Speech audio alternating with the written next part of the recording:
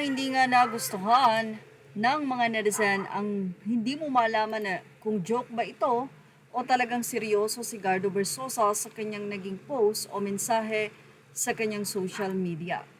Ito'y matapos nga na pumanaw ang superstar na si Nora Honor. Ilang taon na ang nakakalipas ay pumanaw nga ang aktres na si Cherry Hill at kamakailan lamang ay pumanaw naman ang superstar na si Nora Honor kung saan may photo na ibinahagi si Gardo Versosa na kasama niya ang dalawa, Cherry Hill and Nora Honor.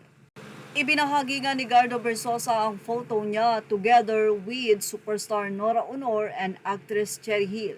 Sa caption, sinabi ni Gardo na mukhang ako na ang next up. Well, hindi nga malaman ng mga netizen kung ang nasabi nga pong mensahe na ito ni Gardo Versosa ay isa lamang joke o talagang minimi niya ito. Ganun pa man, ilang mga netizen ang nag-sentiment o nagkaroon ng opinyon at ayon sa kanila ay hindi dapat ito binabanggit kahit pa man biro o anuman ang nais ni Cupcake. Say nila, oh my, wag naman Cupcake. That shouldn't be made as a joke. Ang OA naman at napaka-arte ng reaksyon mo, say naman ng isang netizen. Yung pagkakasabi mo parang directed sa'yo or sa mahal mo sa buhay. Yung statement niya, he said it in a light-hearted way na may halong worry na din because death is inevitable.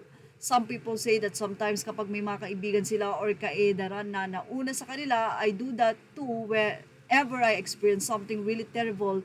If he made that as a joke, ano naman sa'yo? 7 words lang ang nilagay ko, pinutakte mo na ako ng pagkahaba-haba, say naman ng isa. Yung nasa photo kasi na kasama niya puro nawala na kaya nasabi niya na baka siya na ang susunod, wag naman sana. Say ng isang netizen, hope you're okay Cupcake, you're a good person. Kaloka naman, wag muna Cupcake, bata ka pa. Nag-undergo pa naman siya ng angioplasty si Gardo last year. Knock on wood. May sakit ka sa puso Cupcake kaya wag kang magbiro ng ganyan. Bakit naman siya nagsabi ng ganyan? Napaka-off ano? OA, he probably felt scared and concerned for himself. Ganyan naman ang tao kapag may mga nararamdaman sila o nagdadaan ng malalang sakit o may pinagdaan ng malalang sakit. Pa-joke pero may halong takot. Well, kung kayo ang tatanungin, ano nga ba ang nais ipabatid dito ni Gardo Versosa? Isa nga ba itong joke or minimi niya ito? At yan ang ating showbiz snap update. Images are all credit to the rightful owners. Thank you for watching.